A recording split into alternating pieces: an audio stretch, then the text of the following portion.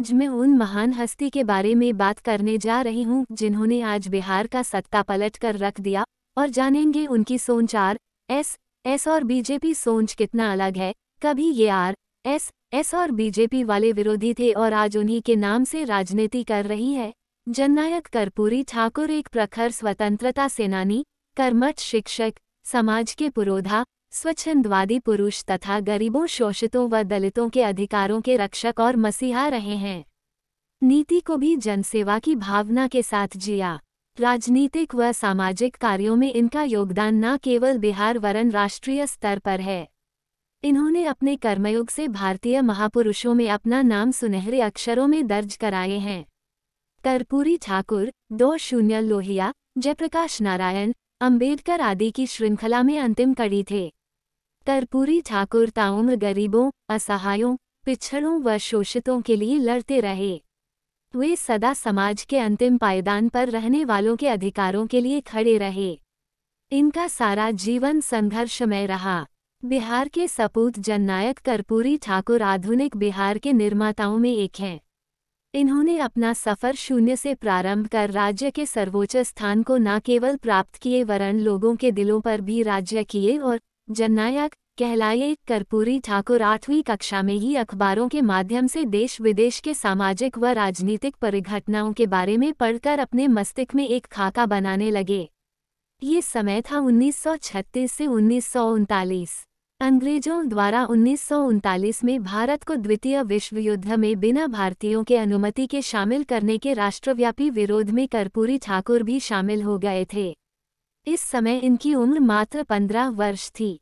1942 में 9 अगस्त को महात्मा गांधी के भारत छोड़ो आंदोलन में ये अपनी पढ़ाई हमेशा के लिए छोड़ अपने पूरे तन मन से इस आंदोलन में शामिल हो गए। इस दौरान उन्हें जेल भी जाना पड़ा। सिंधवाड़ा, दरभंगा में छात्रों को नेतृत्व इन्होंने इस भारत छोड़ो आंदोलन के समय किया। लोकनायक जयप्रकाश नारायण के साथ इन्होंने आज़ाद दस्ते के सक्रिय सदस्य के रूप में काम किए और लगभग 13 महीने जेल में रहे। जेल में ही वे कैदियों के साथ हो रहे अन्याय के विरुद्ध 28 दिन का भूख हड़ताल किया और अंग्रेजी सरकार से अपनी मांगें मनवाए। 15 अगस्त 1947 को भारत आज़ाद हुआ। कर्पूरी ठाकुर अब आज़ाद भारत में अपने सपने और लक्ष्य प्राप्ति के लिए अग्रसर हुए। कर्पूरी ठाकुर का संघर्ष अब सच्चे मायनों में शुरू हुआ था। वे गरीबों, पिछड़ों, दलितों व समाज के अंतिम पायदान पर खड़े लोगों के लिए सामिती सरकार से संघर्ष कराना शुरू किए, जो भारतीयों के द्वारा चुनी हुई सरकार थी। इसी संघर्षमय सफर में पिछड़ी शोषित जाति के झोपड़ी के इस लाल ने कई महत्वपूर्ण पड़ाव अपने जीवन काल में प्राप्त किए, जो बाद के आने वाली पीढ़ियों के लिए एक मानक आदर्श हैं।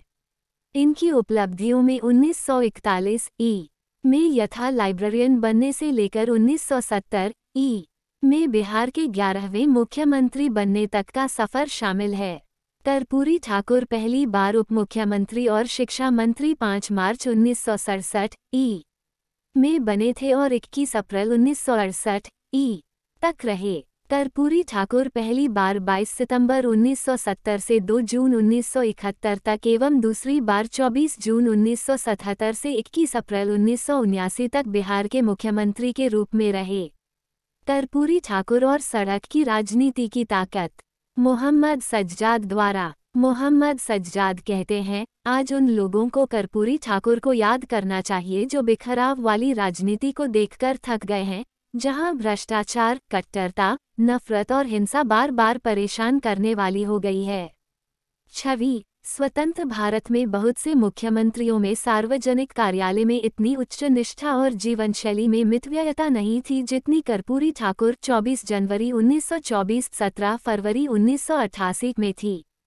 24 जनवरी को कद्दावर समाजवादी नेता और स्वतंत्रता सेनानी कर्पूरी ठाकुर की जयंती होती है, जो बिहार के 2 बार मुख्यमंत्री रहे और उससे पहले राज्य के शिक्षा मंत्री और उप मुख्यमंत्री रहे। कमजोर वर्गों को सशक्त बनाने की दिशा में उनके सफल प्रयासों के अलावा विधायी व्यवसाय में उनका हस्तक्षेप काफी प्रभावशाली है। उनके मंत्रिमंडल 1977-1979 में शिक्षा और स्वास्थ्य के सबसे महत्वपूर्ण विभाग क्रमशः मुसलमानों के पास थे, गुलाम सरवर 1926-2004 और प्रोफेसर जाबिर हुसैन। इतना ही नहीं, इन मंत्रियों को अपने दृष्टिकोण और कार्यक्रमों को लागू करने के लिए पर्याप्त जगह दी गई। सरकारी दफ्तरों और स्कूलों में उर्दू को रोजगार का माध्यम बनाया गया। इस तरह से कर्पूरी ठाकुर ने राजनीति और शिक्षा में ऊंची जाति के आधिपत्य को चुनौती दी, भले ही वह संख्यात्मक बाहुल्य वाली जाति से नहीं थे। इसके लिए उन्हें जननायक, जनता का नेता की उपाधि मिली। विडंबना यह है कि अपने जीवन के अंतिम वर्षों में उन्हीं सामाजिक समूहों ने उन्हें हाशिए पर धकेल दिया, जिनकी ऊर्ध्वगामी गतिशीलता और सशक्तिकरण के लिए उन्होंने अथक परिश्रम किया। 1985 के बाद उनकी जगह पर विपक्ष के नेता के रूप में अनूप लाल यादव को नियुक्त किया गया।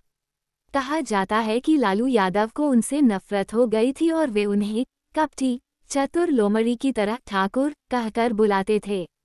कर्पूरी ठाकुर को आज उन लोगों को अवश्य याद करना चाहिए जो बिखराव वाली राजनीति को देखकर थक चुके हैं, जहां भ्रष्टाचार, कट्टरता, नफरत और हिंसा चिंताजनक रूप से बार बार उभरती नजर आती है।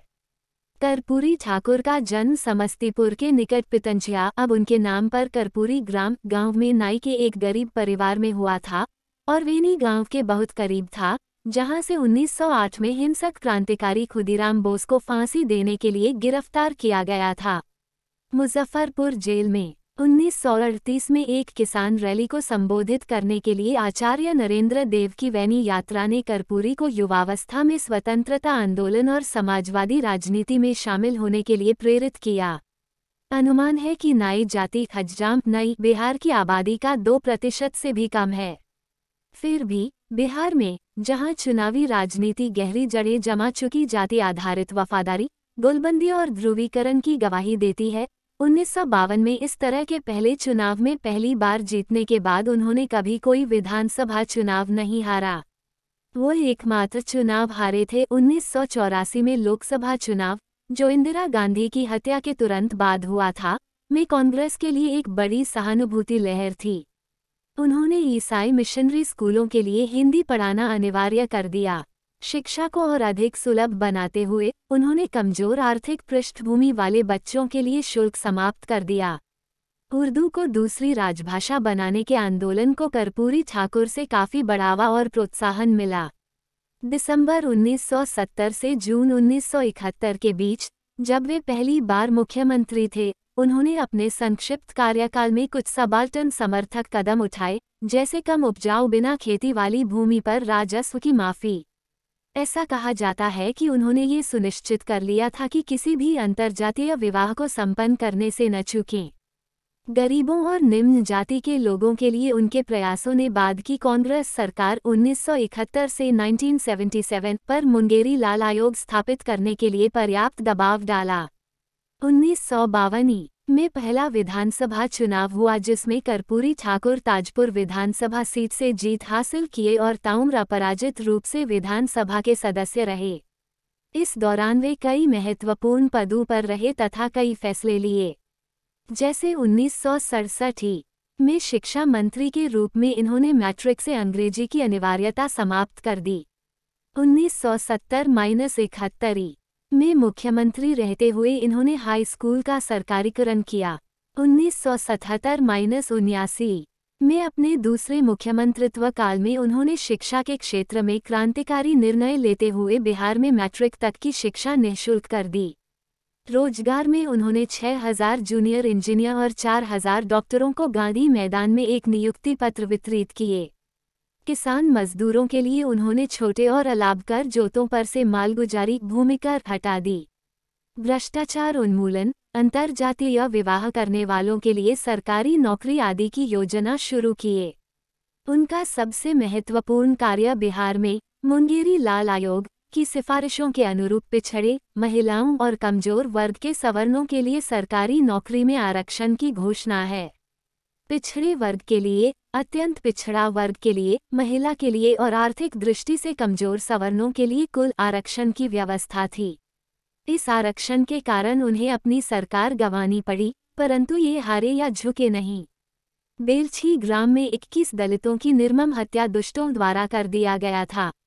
जिससे कर्पूरी जी बहुत दुखी हुए और ठानी की पिछड़े दलितों को भी आत्मरक्षार्थ बंदूक रखने की अनुमति दिलाना है, जिसे इन्होंने अपने दूसरे मुख्यमंत्रित्व काल में पूरा करने के लिए 1600 बंदूक भी लाए, परंतु आगे कुछ करने से पहले इनकी सरकार गिर गई।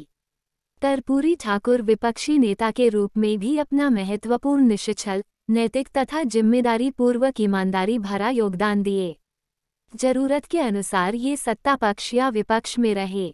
सत्ता पक्ष इनके भय से कोई भी कल्याणकारी योजना नहीं लाती थी।